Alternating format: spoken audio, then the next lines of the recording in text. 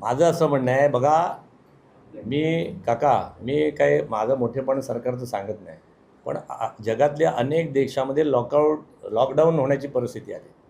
प्रचंड महागाई वाढलेली आहे. लोक 4-4 दिवसाचा आठवडा केला आहे. अनेक देशांचे कंबरडे मोडले. एवढं असूनसुद्धा आपला देश मोदी साहेब आणि त्यांची सगळी मंडळी कंट्रोलमध्ये ठेवण्याचा प्रयत्न करत आहेत. बाबा हे काय मॅनमेड आपण केलेलं संकट नाही, हे ओढवलेलं आहे ह्या इतर देशांच्या वादातनं. बरोबर आहे. म्हणजे आता या विषयात मी बोलू नये, पण पुन्हा सतीशराव ते पहिले काय म्हणतात, पहिल्या पानावर पुन्हा आणायला लावता. जर रिफायनरी झाली असती तर इथे लाखो सिलेंडर गॅसचे इथेच भरले गेले असते. 2 लाख पोरांना रोजगाराचा प्रश्न इथेच मिळाला असता. 2017ला आणला आपण.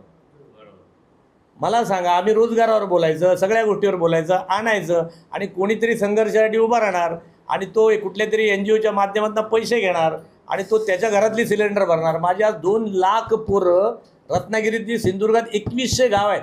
माझा जीव तुटतोय की या 2100 गावातल्या 2 लाख पोरांना रोजगार मिळाला असता तर ते गावात टिकले असते, घरं 80% पुन्हा उघडली असती, गावातल्या शाळेत पोरं दिसली असती, मास्तर राहिले असते, तुमची इकॉनॉमी सुधार. मी इकॉनॉमिक्सचा स्टुडंट आहे बाळा. शाळेत गेलो नाही म्हणून आमदार नाही झालो आहे. आता ऐक ना, आता याला जर हे 6000 बाय प्रोडक्ट्स होते, 100 MSME चालल्या असत्या, 300 कोटी वेज बिल होतं महिन्याचं. माझं काय म्हणणं आहे, मी काय फार मोठा शाना नाही. माझं काय म्हणणं आहे, तुम्ही लोकांनी पण कधीतरी आत्मचिंतन, तुम्ही म्हणजे ज्याने आत्मचिंतन, आता कुठे गेले विनायक राऊत शोधा. आता कुठे आमचा तो बिचारा मित्र वालम, तू कुठल्या बिळात लपलाय? कुठे प्रकल्प आहेत? पर्यावरण प्रकल्प आणणार, आम्ही अमका आणणार. काय केलं त्या वालमने शेवटी? माझा काही त्याच्यावर दोष नाही बाळा, त्याची जेवढी बुद्धी तेवढं त्याने केलं. माझं काही, मी कधीच कोणाला ब्लेम करत नाही. मी डिलीट बटन मारणारा सगळ्यात हुशार माणूस आहे की गेला सोडून द्या. पण ना त्या ह्यांचं विनायक राऊतांचं नुकसान झालं नाही साहेब, ना वालमचं नुकसान झालं, ना त्या आरामको कोण येणार होता त्याचं नुकसान झालं. त्याने एक पाकिस्तानमध्ये पण उघडली फॅक्टरी आणि एक आंध्राला पण उघडतो आहे ना दादा, त्याचं नुकसान झालं. ना रिलायन्सचं नुकसान झालं, कारण त्याच्याकडे आरामकोचं इन्व्हेस्टमेंट आहे. नुकसान झालं माझ्या कोकणातल्या आणि सिंधुदुर्ग रत्नागिरीतल्या पोराबाळांचं आहे. M I right? कोणाचंच नुकसान, कोणाच्या बापाचं काही गेलं नाही. आम्ही मात्र नुकसानी झालो. बरं हे वारंवार का होतं?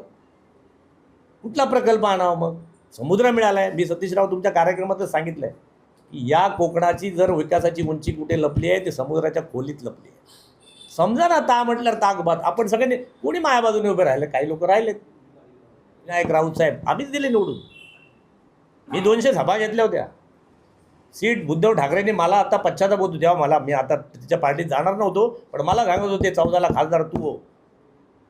मी नको नाही म्हटलं, द्या ना, मी पार्टी सोडणार नाही. प्रत्यक्ष बोलून, घरी बोलून विनायक राऊतच घेऊन गेले ते. विचारत ना खोटं असेल तर. पण मी म्हटलं नको, आपली पार्टी सोडणं माझं काम नाही, तुम्ही व्हा. पण केलं काय? गोळाबेरीज काय? आज आम्ही 12 वर्षाचं सांगतो, मोदी साहेबांनी 12 वर्षात हे केलं. विनायक राऊतांनी सांगावं. मी त्यांच्यावर टीका नाही करत बाळवतो, मला कोणावर टीका करायची नाही, कारण आता आम्ही सत्तेत आहोत. पण काय म्हणतो आपण त्याला, काय म्हातारी मेल्याचं दुःख नाही, काळ तो सोकावला ना. सोकावलेल्या काळाला जबाबदार कोण?